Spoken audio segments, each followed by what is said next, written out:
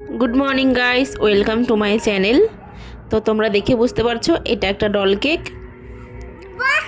তো doll cake সবসময়ই সব বাচ্চাদের খুব প্রিয় হয়, যেহেতু মেয়ের বার্থডে ছিল তো মেয়েরা খুব সবসময় ডল কেকটাই পছন্দ করে। ডল কেকটা খুব বেশি অর্ডার আসে, তো আমি সেই দিন এই ডল কেকটা বানিয়েছিলাম একদমই তার পছন্দ মতন। সে যেই কালারের ড্রেস পরেছে ঠিক সেরকম করেই আমি যেমন ডিজাইনের ড্রেস পরেছিল ঠিক তেমনই বানানোর চেষ্টা করেছিলাম।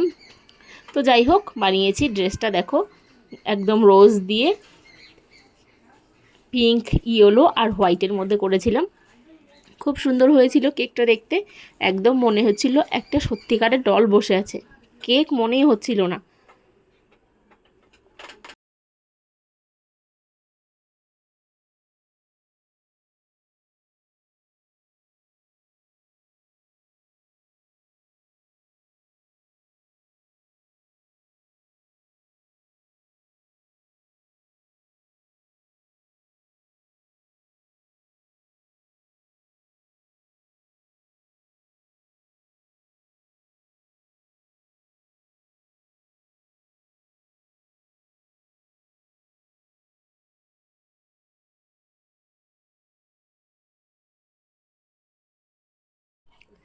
তো ওয়েদারটা খুব ভালো ছিল, তো আমি আমার বাড়ির সামনে যে মাঠটাতে সবসময় ফটোশ্যুট করি তো সেখানেই ফটোশ্যুট করছিলাম।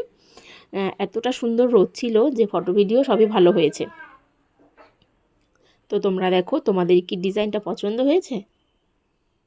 তো তোমরাও তো নিশ্চয়ই যারা যারা কেক বানাও তারা এরম ডল কেক অনেক বানিয়েছো।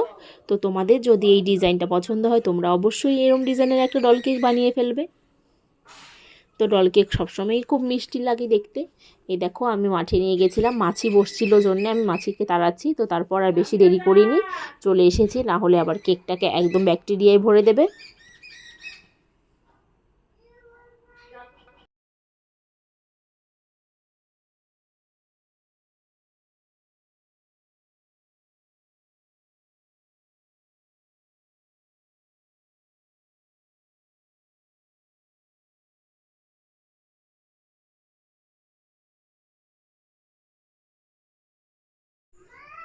দেখো, আবার টিপ পরিয়েছি, মালা পরিয়েছি, চুড়ি পরিয়েছি।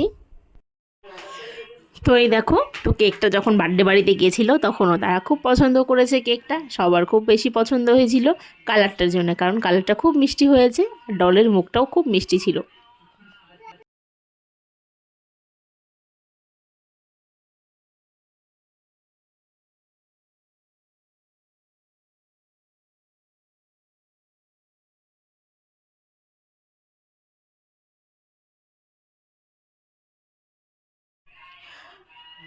একটা কিউট ডল দেখে কার না পছন্দ হয়। এটা কিন্তু আমি ভেতরটা চকলেট ফ্লেভারের মধ্যে রেখেছিলাম।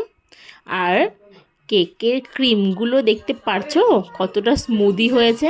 ঠান্ডা পড়ে গেছে, এখন কেক বানাতে খুব ভাল লাগে, কারণ ক্রিম একটুও গলে যায় না। ঠান্ডার দিনে কেক বানানোর মজাটাই কিন্তু আলাদা।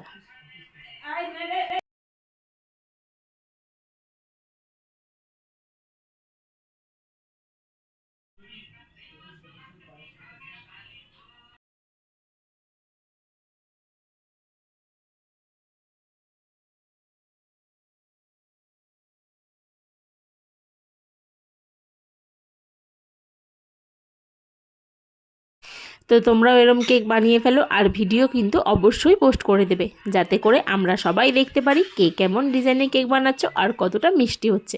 তাহলে সবাই সবারটা দেখে একটু একটু ট্রাই করে ফেলবো।